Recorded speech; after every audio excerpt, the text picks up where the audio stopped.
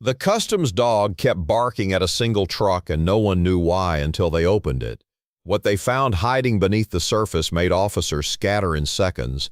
Before we roll it, drop your favorite dog's name in the comments and hit that subscribe button. At the remote edge of the northern freight border checkpoint, where trucks lined up under a sky tinted in the pale orange hue of early morning, something unusual broke the rhythm of routine.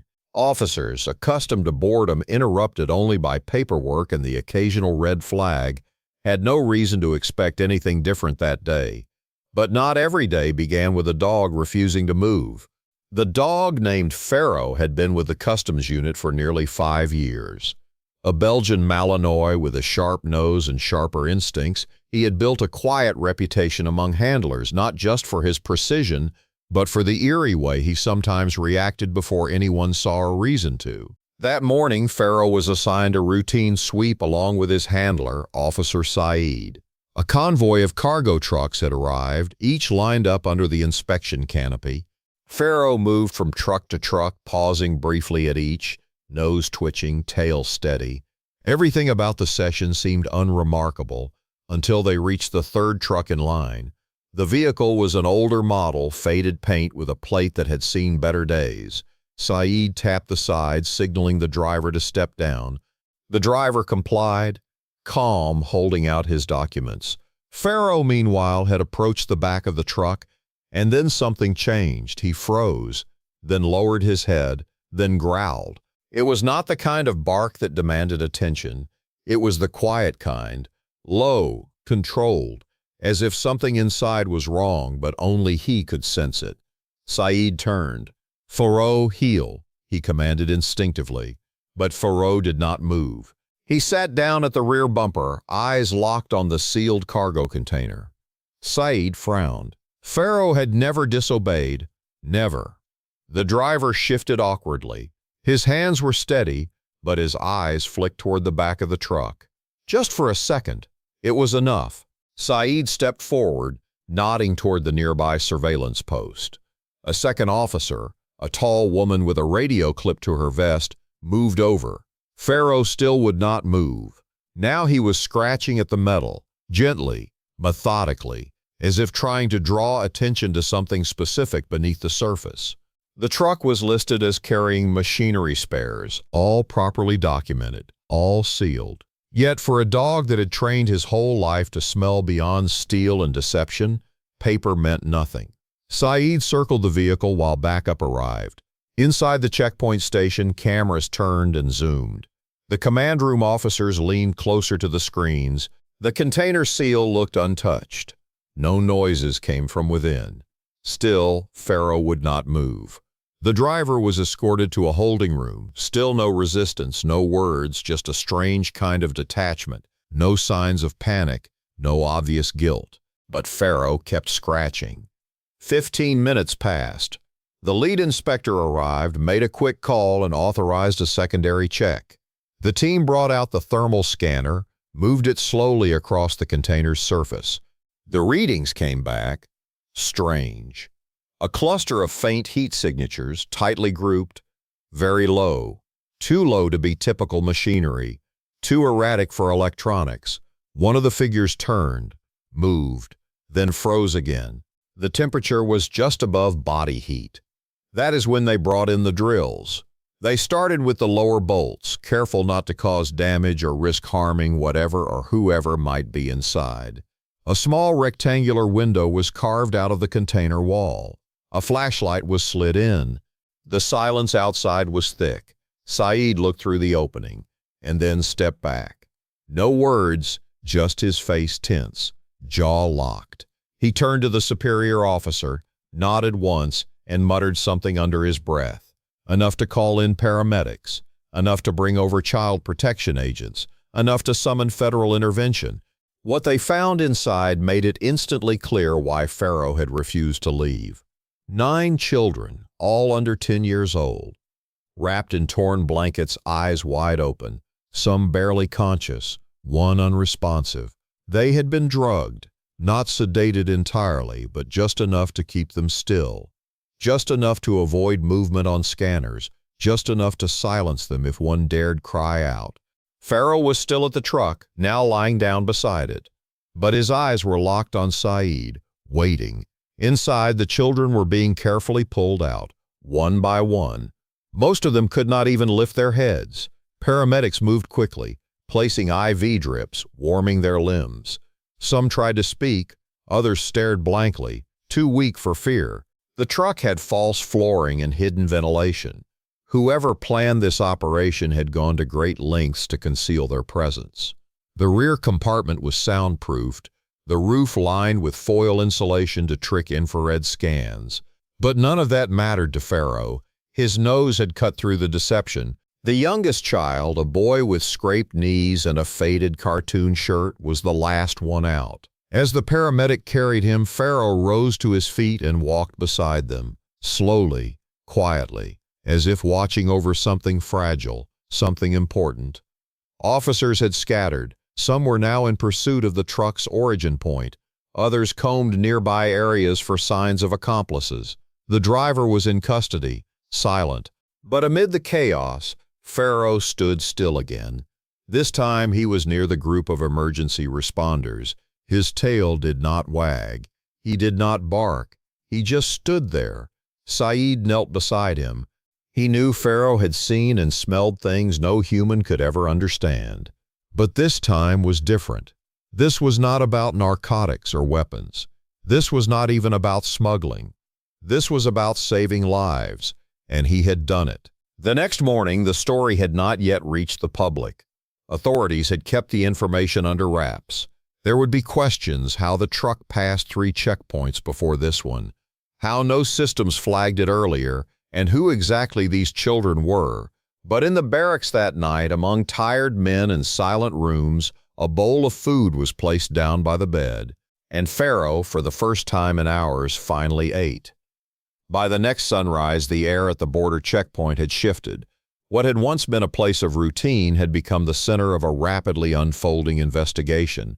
The cargo truck, now cordoned off and wrapped in yellow tape, sat under armed guard, its presence both a haunting reminder and a symbol of one dog's refusal to look the other way. Inside the mobile field tent set up beside the inspection station, photographs of the rescued children were pinned to a board. Officers worked in quiet tension, cross-checking customs entries, tracking plate histories, reviewing footage from multiple border points. Every face in the room wore the same expression, disbelief wrapped in quiet fury. 9 children, all malnourished, none with documentation, no matching missing reports. Their languages varied. Their clothing was inconsistent. It was a web that stretched farther than anyone wanted to admit. Pharaoh was kept nearby, not locked up, not tied down. He never needed that. He stayed close to his handler, Officer Saeed, as always. But his eyes followed the movement of every emergency vehicle, every shift in the wind, every new scent. And then something happened that no one had expected. One of the boys, the same youngest one Pharaoh had walked beside, woke up fully. His condition was stable now, but he had said nothing since being rescued. He still had the same far-off look in his eyes, one hand clutching a broken keychain that hung from his wrist like a memory too heavy to drop. But as Saeed entered the triage tent to check on the group, the boy looked up directly at him, then down toward the dog beside him, and then, wordlessly, he pointed. Not at Pharaoh. At the truck. Saeed followed the boy's hand. The truck had already been stripped, photographed, logged. But the boy was pointing not at the rear or the container. He was pointing at the underside, specifically the mud flap edge of the chassis. Saeed turned to the investigation lead, a broad-shouldered officer named Arif. Within minutes, the truck was lifted on hydraulic jacks. Teams moved underneath with gloves and flashlights. What they pulled out made Pharaoh stand suddenly upright, a hidden compartment welded into the fuel tank casing. Inside, passports, small pouches of different currencies, multiple SIM cards, and 2 GPS trackers, one of them still active. The boy had remembered, not spoken, just remembered enough. That tracker pinged to a route, one that did not follow the official border highway. It dipped into a long-forgotten side road closed years ago due to erosion and rockfall. But now it was showing activity. A second vehicle had used that route just hours before the truck arrived. Saeed looked down at Pharaoh. This was no longer about a single truck. They were chasing something bigger. Within the hour, a special operations vehicle was prepped. It was a risk heading into terrain known for washed-out roads and unstable hills.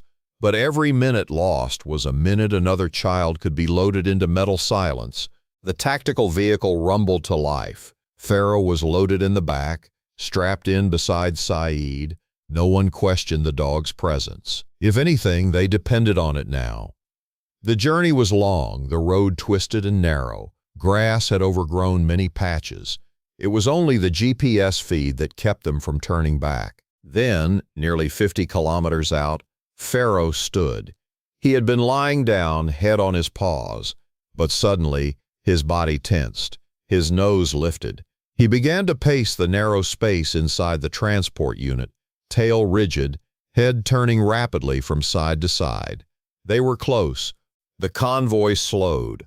Officers disembarked quietly. Pharaoh leapt down with no leash, no command. He moved ahead on his own, focused. The air here was different, not just in scent but in silence. It was too still. Birds had fled, no engine sounds, just wind over grass, and then they saw it. A shed, half collapsed. Hidden in a clearing overgrown with brush and hanging vines, a rusted van parked beside it. Its windows painted black from the inside. Pharaoh stopped moving. His nose pointed to the ground. Then, slowly, he veered off to the left. The officers watched. He padded softly toward the edge of the clearing, to what looked like nothing but tall weeds. Then he stopped and began to dig. Saeed moved quickly toward him. What they found beneath the brush was a metal hatch, freshly covered. Mud still soft. This was recent. Maybe within the last few days.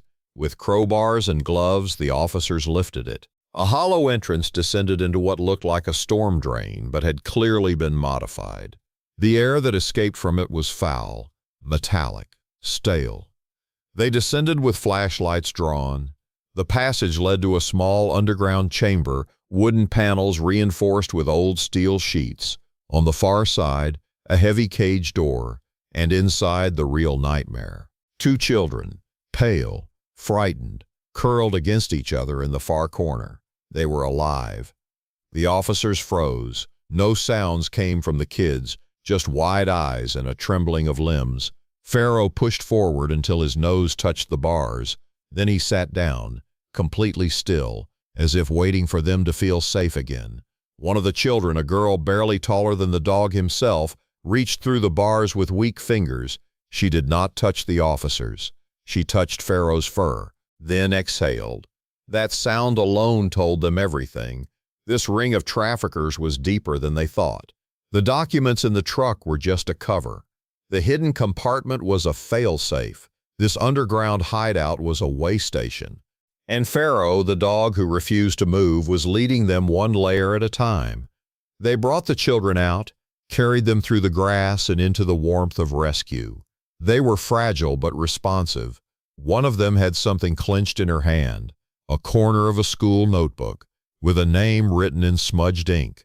It matched a missing persons report from a province hundreds of miles away. The dots were connecting.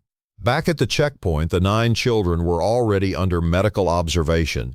Now 2 more were being added to that list. 10 faces no longer invisible.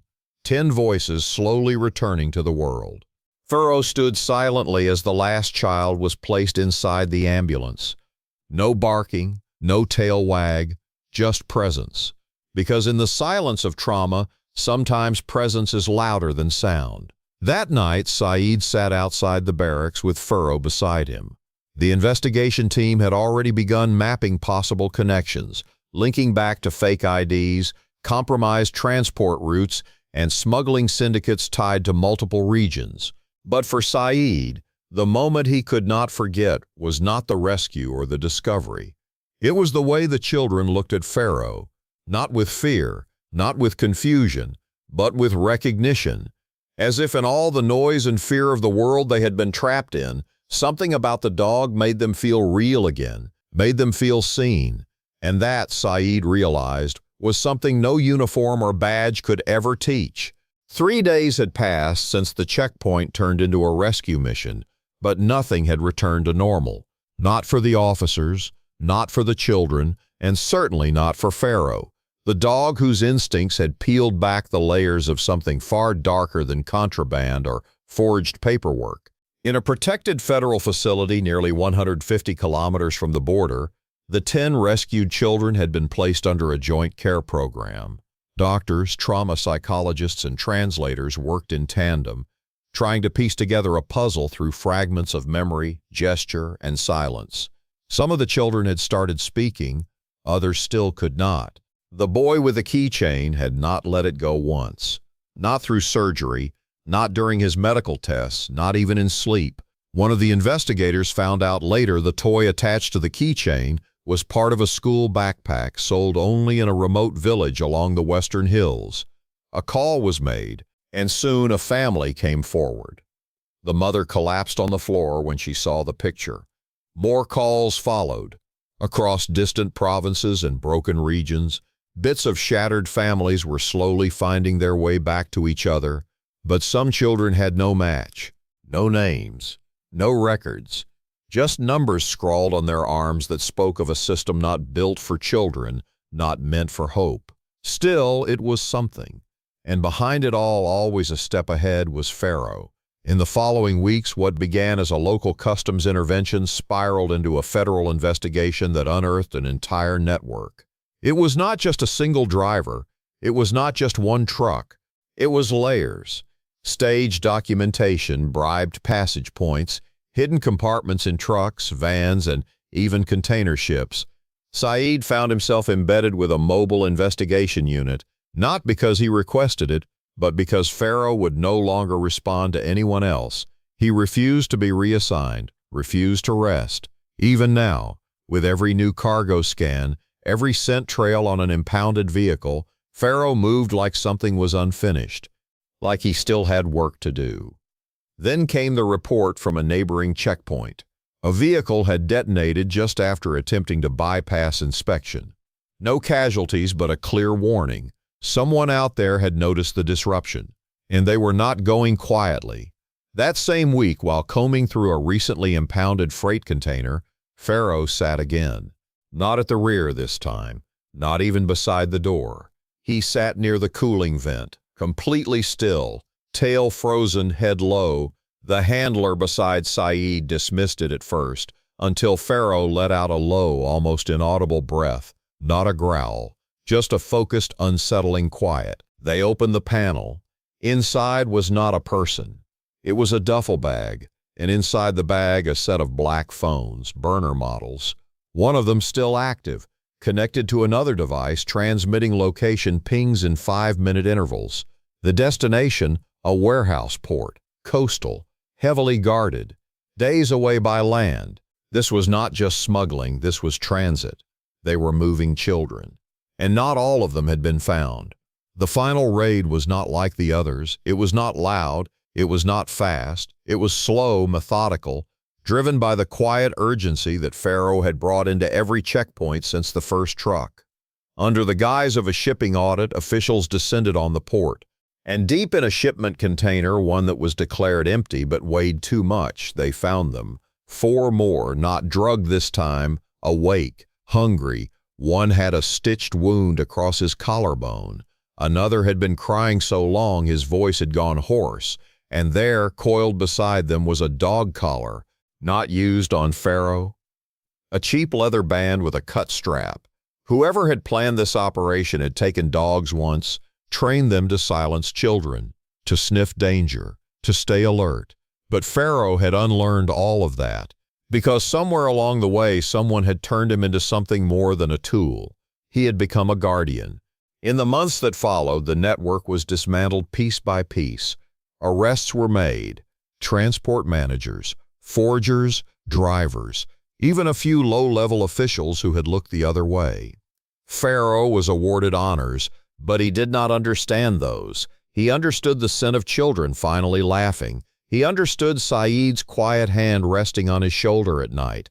He understood the softness of the boy with the keychain, who now ran with him along the edges of the care center, holding out food with tiny palms. But there was one moment Saeed would never forget. It happened on a quiet morning 6 months later, long after the media stopped calling, long after the reports stopped flooding in. Furrow walked up to the same cargo truck, the very first one. It had been parked in the federal compound since day one. No one touched it now. It was evidence, a silent monument to what had been found. Furrow approached it slowly. He sniffed around the bumper, then sat, not in alert, not in tension, but like someone revisiting a memory, like someone paying respect. Saeed stood back, watching.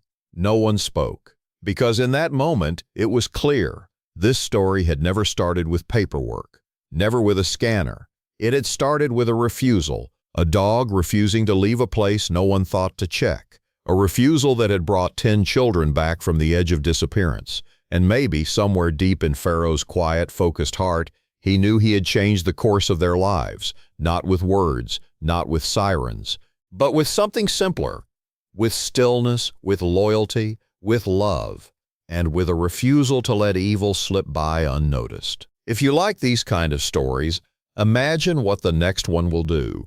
Don't miss out. Hit that subscribe button and turn on the bell so you're always first to witness these powerful true stories. And hey, a like lets us know you're with us on this journey.